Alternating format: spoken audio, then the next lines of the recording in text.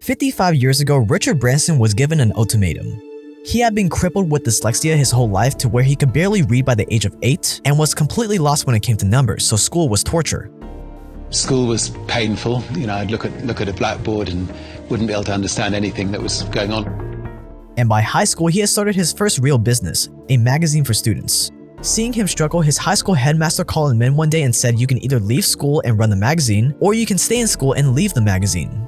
So I said, "Thank you for that choice. I'm off to run the magazine." So at age 16, Richard Branson became a high school dropout, with his headmaster saying that, "Branson, you're either going to become a millionaire or go to jail." 55 years later, this happened. And right now, our crew are on their way to space. Let's check in on them via our onboard camera footage.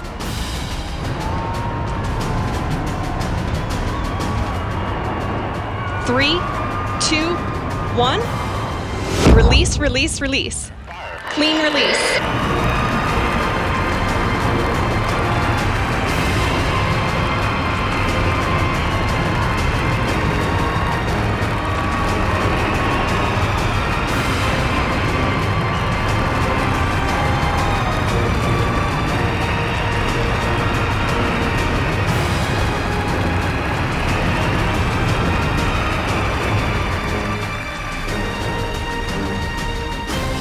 Space is virgin territory. Welcome to space.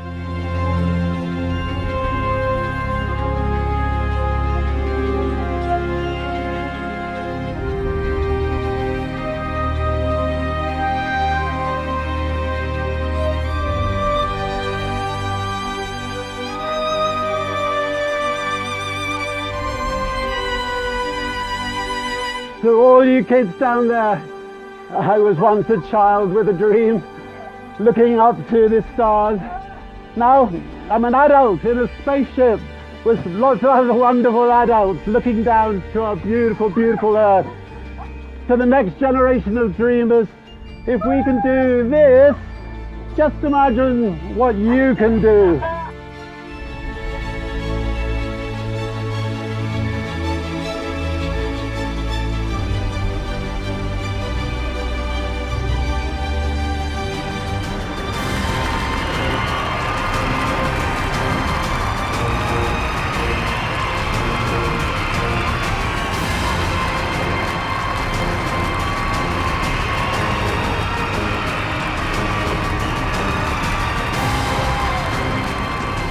Main gear touchdown.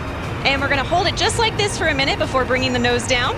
Can see they're already celebrating inside there. And the nose is coming down now. Nose gear touchdown.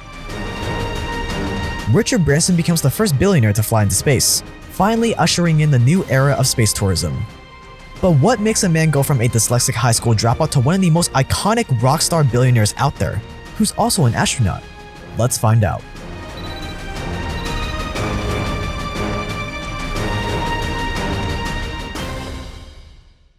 Recently, I finally got to watch the full replay of Richard Branson's flight into space, and I was just in awe. And with Blue Origin joining the mix, it really does look like space tourism is going to be a thriving business very soon. And if you want to get in on this wave, if you want to invest in it, the easiest way is with today's video sponsor, Webull. And for a limited time, you can get a free stock value between $3 and $300 just from opening up an account. You open up an account and they literally just give you a free stock. And you get another free stock value between $8 and $2,000 just by depositing at least $5 into your account when you sign up with the link below. Webull is a great commission-free stock trading app that I use because it's got just the right amount of features without being too basic or too intimidating. You can buy stocks, crypto, even Dogecoin, ETFs, options, and even fractional shares, meaning that if you want to invest in Amazon but can't afford the $3,500 price tag for just one share, you can buy just half of a share or a quarter of a share or really however little you want. They've got intuitive charts and a ton of other cool tools built in all in one place. They've got a great desktop app and they even have 24/7 customer support reps. So pause the video and claim your 2 free stocks with the link in the video description below. It's basically free money, so you might as well do it. Richard Branson was born in London in 1950. Branson came from a loving, happy family, and his mom played a key role in his spirit for adventure. She took flying lessons dressed as a boy, enlisted in World War II, she became one of the first air stewardesses in the world, and she took that spirit for adventure and pushed Branson to be independent, told him to reach for the stars, never imagining where this may take him. When I was a child, you threw me out of the car miles from our house and urged me to find my own way home. So just like his mom, pushing the edge became part of his DNA. Even as a kid, Branson had an entrepreneurial spirit. Him and his friends first tried breeding and selling birds to make more money, but then a cat ate them. Then they tried selling Christmas trees, but then rabbits got to it. Although their plans failed, it taught him an important lesson about risk. We just learned bit by bit that you can take risks, but also you need to protect yourself a little bit from the things that can happen. And although he had a natural talent for business, Branson wasn't good in school at all because of his dyslexia. But instead of letting that discourage him, he used it as a reason to focus on the one thing he was good at: business. If you look at the history of dyslexics, they often exceed quite exceptionally because they concentrate on the areas that they're good at. It certainly taught me the art of delegation. Fast forward to the 60s and the Vietnam War was in full swing and the youth wanted a voice. So Branson decided that he would be the one to give it to them. So Branson started his first real enterprise at 15 by launching a national student newspaper aimed at campaigning against the Vietnam War.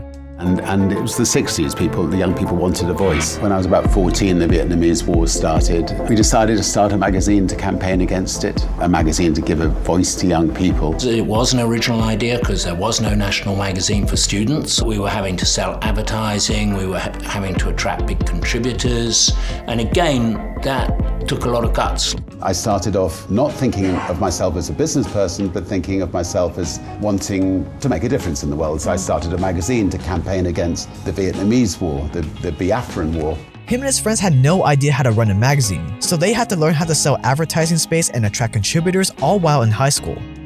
I soon learned the art that if I let Coke know that Pepsi were definitely in, that Coke would then jump in, and my education started. And at the time, England was a very socialist environment and didn't really encourage free enterprise, so Branson was a very rare breed to say the least. It's not surprising that soon after the magazine took off, Branson's headmaster gave him that ultimatum: leave school and run the magazine, or stay in school and leave the magazine. And the rest is history. This was a turning point in his life, and the magazine became one of his very first successes. He said, you're 15, you know what you want to do, so give it a go, and if it doesn't succeed, we'll try to get you an education again. And I could have given him the biggest kiss ever for his understanding. And just 4 years later, in 1969, 600 million people around the world were watching, breaths held, as Neil Armstrong said those famous 11 words as he stepped onto the moon. And one of those 600 million people was Richard Branson. He was celebrating his 19th birthday and was kinda hungover. From there, a seed was planted in his head that he will one day be an astronaut like his heroes Neil Armstrong, Buzz Aldrin, and Michael Collin. It was the point that he decided that he wanted to, quote, live life on the edge and to the fullest.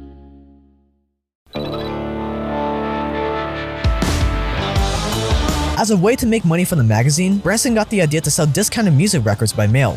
And he indeed found a way to sell them at a huge discount. Tax fraud, like a true entrepreneur. See, every record store in the UK had to pay a 33% tax on records they sold. Branson found a way to trick the authorities so he didn't have to pay that tax, hence the giant discount for customers. He realised the time was right for a discounted mail-order record service, so he put an advert in the back of Student magazine. The problem was, what would they call the business? So sitting in a basement with a bunch of girls as a 15, 16-year-old? And then one of the girls said, we're all virgins, why did you call it Virgin? Since Richard was a virgin at business and sex, he thought why not? The name was fresh, bold, and very risque for the times, exactly what Branson wanted to project. And the business took off. But just 5 months after opening, the taxman came knocking and threw him in jail. It looks like the headmaster's prediction came true. Branson was in jail and definitely not a millionaire. But obviously, his story didn't end there. After his arrest, his parents had to mortgage their home to bail him out, and he learned his biggest lesson yet: do not go directly against authority. Although the way he was able to undercut competitors in this case was illegal, this habit, this muscle of undercutting the competition would continue to serve him well in his future businesses. A postal strike in 1971 nearly brought the business to a standstill, which led Branson to opening up a record store, also called Virgin Records.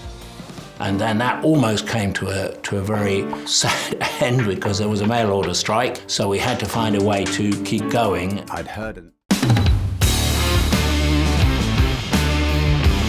While running the record store, Branson came across a guitar demo made by a 15-year-old.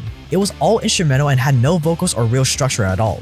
But Branson saw something in that young artist, and he tried pitching the demo to 8 record labels who all very surprisingly said no.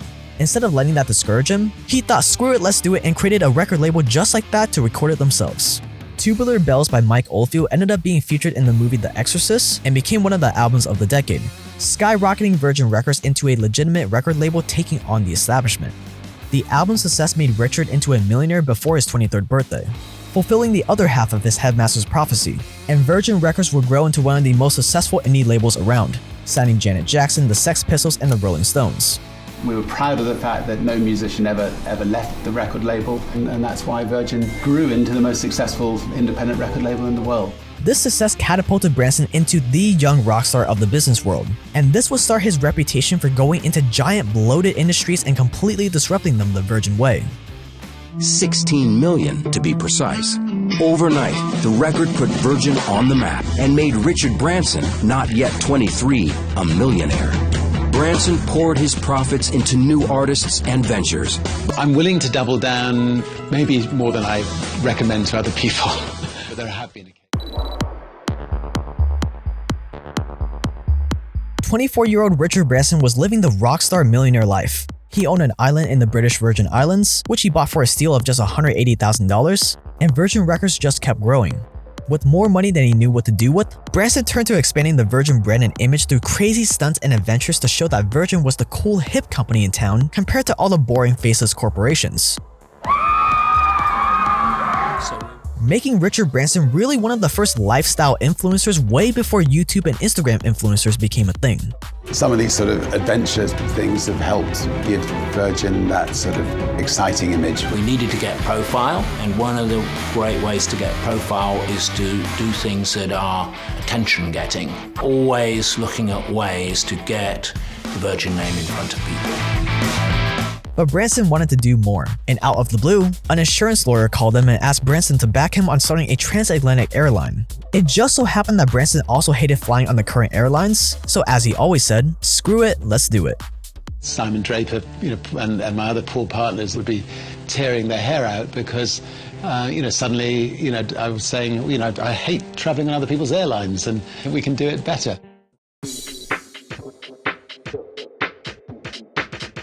When Branson launched Virgin Atlantic, one simply didn't just start an airline. See, back then the airline industry was very regulated. In the US, a few monopolies control the market. In Europe, a few state-owned airlines control the market, and all of them worked to crush any new competition.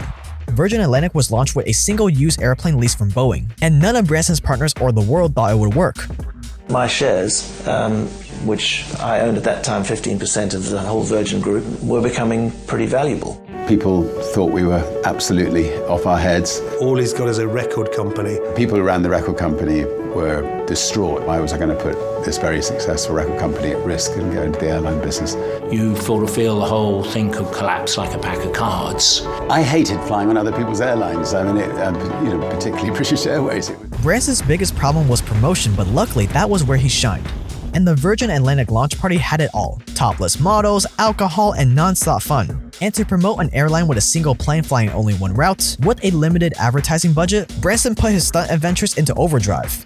Whether it was trying to cross the Atlantic in a hot air balloon, which almost got him killed multiple times, or driving a tank down 5th Avenue in New York. His viral marketing quickly made Virgin Atlantic into a household name. He's in. As I hit that water, I fire opened the life vest, I popped back out. But Virgin Atlantic's biggest competitor, British Airways, wasn't happy with this newcomer on the block, so they launched what the media would call the Dirty Tricks campaign. I think it was down to British establishment seeing this young upstart. British Airways would spread rumors that Virgin Atlantic was about to go under, they would spy on them, hack their computers, call Virgin's customers saying that their flight was cancelled, stuff like that. Every day you take off, and if you've got empty seats, you've lost money. So if somebody can persuade passengers not to book with a certain airline because they think it's going to go bust, it will go bust. But Branson wasn't about to go down without a fight, so he decided to sue British Airways for libel, but he needed a lot of money behind them to fund it. So that's when he made one of the hardest decisions of his life: sell Virgin Records, his baby, the company that started it all for him, to fund the lawsuit. People thought he was insane for risking such a successful record company for a risky airline. For Branson, selling the label was like selling his child. To save the airline, Branson had to make the toughest call of his life: he decided to sell his beloved record company. She cried and cried and cried. It was a bit like selling a child. Branson sells for $1 billion, and I realized life wasn't that bad. But it all worked out for the better. After selling Virgin Records for $1 billion, he had enough backing to sue British Airways for libel. They settled, British Airways had to make a public apology, in what Branson would refer to as one of the greatest days in his business career. And later on, the record industry tanked anyways. When the battle was over, Richard turned all his focus into growing the Virgin brand even more. And in 1988, while filming a children's show for the BBC, a kid asked Branson if he ever thought of going to space. Have you ever thought about going into space, Richard? I'd love to go into space, as I think pretty well everybody watching this show would love to go to space. When you see those magnificent pictures of in space and the incredible views, I think there could be nothing nicer. So if you're building a spacecraft, I'd love to come with you on it. He registered the name Virgin Galactic the very next day.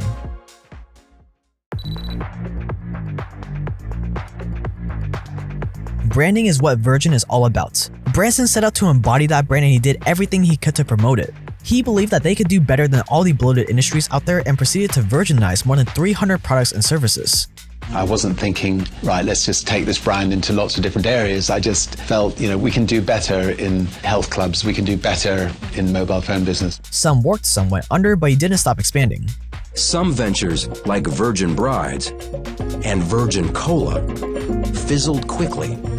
The UK's train network was another horrible industry Branson wanted to turn around. He reached out to the head of British Rail, who then proceeded to swear that he would never let Branson get a hold of one of their trains. I'm not going to let that Branson get hold of our trains. We then contacted the government and said, we're willing to stick our necks out and create a great train service if you privatise part of the train network. So he reached out to the government to let him privatize some of the trains, and Virgin Trains became a thing. This project took years to materialize and even longer for the trains to run on time. In 1999, Branson turned his attention to the expensive cell phone carrier industry, partnered with a company that provided the network, and Branson brought the Virgin name and came up with the idea of letting users pay as they go. He struck gold and took the brand public through an IPO 5 years later at $1.5 billion. That same year, he became business royalty after being knighted by the Queen for his contributions to commerce. Richard Branson was now Sir Richard Branson.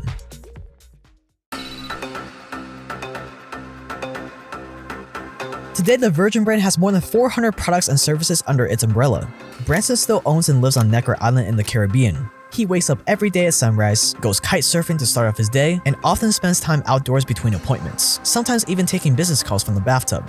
And the island is also a resort that you can pay over $100,000 a night to stay at.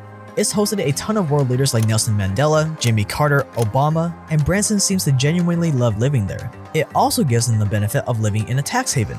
Even though his record label days are far behind him, he still lives like a rock star. He owns lodges and houses all over the world, collectible cars, and still hates wearing suits and ties.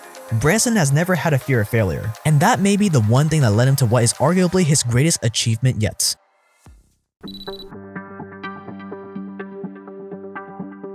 Travels beyond our world. Richard Branson is the guy behind everything Virgin, the old record stores, the airline, and now space travel, at least as close as you can get. For a price, $200 grand. In 2004, Branson took one of his biggest risks yet: space. By now, he was used to people telling him that his ideas were insane. But Virgin has already done practically every dangerous stunt possible on Earth, so he saw not taking Virgin to space was a bigger risk than actually going. His plan? To make a space launch system to send satellites and science experiments into space, while funding it entirely with space tourism instead of with government money. They would commercialize space travel and take regular rich people into space, beginning with his mom. This dream took him across the world, partnering with companies as far-flung as Abu Dhabi, and it seemed as if Virgin Galactic was only a few months away from reaching their goals when on October 31st, 2014, Virgin Galactic Spaceship 2 crashed into the Mojave Desert, killing one of the two pilots. A deadly setback today for Virgin Galactic and the entire space tourism industry. A Virgin Galactic spaceship crashed during a test flight in California. The news devastated Branson, who felt hesitant to continue. But after discovering the crash wasn't caused by a technical error, the team pressed on. If it wasn't for that crash, space tourism probably would have arrived much sooner. It's been 7 years since the incident, and just this month the Virgin Galactic vision became a reality. Branson entered space for a full 72 seconds on July 11, 2021, claiming space as Virgin territory. To all you kids down there, I was once a child with a dream, looking up to the stars.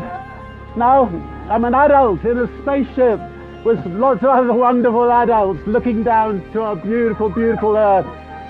To the next generation of dreamers, if we can do this, just imagine what you can do.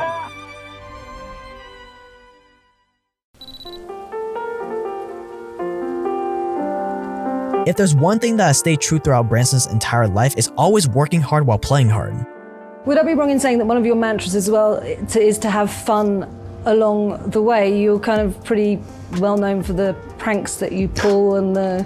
I think life is short, life should be fun, and it should be fun, not, it should be, if the chairman of the company's having fun, if you go to a party and if I let my hair down and I'm the first to be thrown in the swimming pool and I'm not just standing in the corner of the room sipping sherry or something, then everybody will have a laugh and everybody will have it fun. If you're chairman of the company, be the first to dance on the table. Just get everybody else up dancing on the table and make sure the party's a laugh. So play hard, work hard, and follow certain principles in life.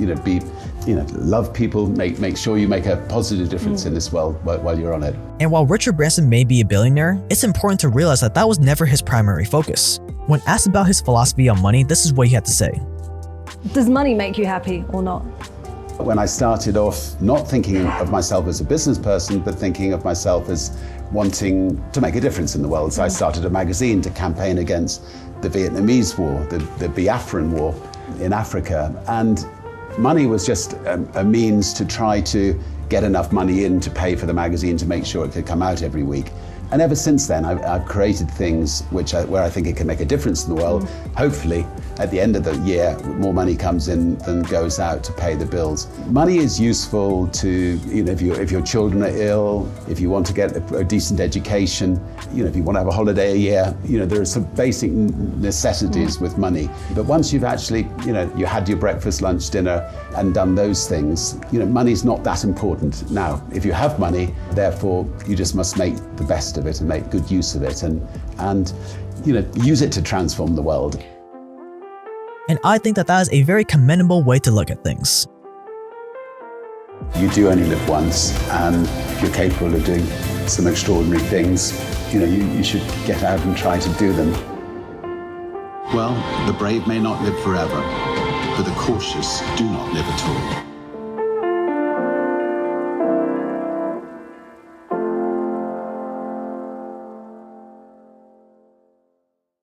I've never followed Richard Branson too much, so when I was researching this video, I was genuinely shocked. He is a pure rock star, which I think is so cool. I left out a ton of stuff about his life because if I included everything, this video would be like hours long and it still wouldn't be enough. And you can get 2 free stocks with today's video sponsor, Webull. When you open up an account, you're gonna get 1 free stock value between $3 and $300, and you can get another free stock value between $8 and $2,000 just by depositing at least $5 into your account. It's basically free money. Do it with the link below and support the channel. Would you buy a ticket to go up in the space? I 100% will, and can't wait to do it. If you guys enjoyed this video, I recommend you guys checking out our video on Bernard Arnault. He is the 2nd to 3rd richest man in the world depending on how the markets are, and he also built an epic brand empire, but in the world of fashion and luxury. You can check that out on the channel. And of course, if you're new here, we make video essays just like this one every single week on the most thought-provoking and provocative stuff in the world of business.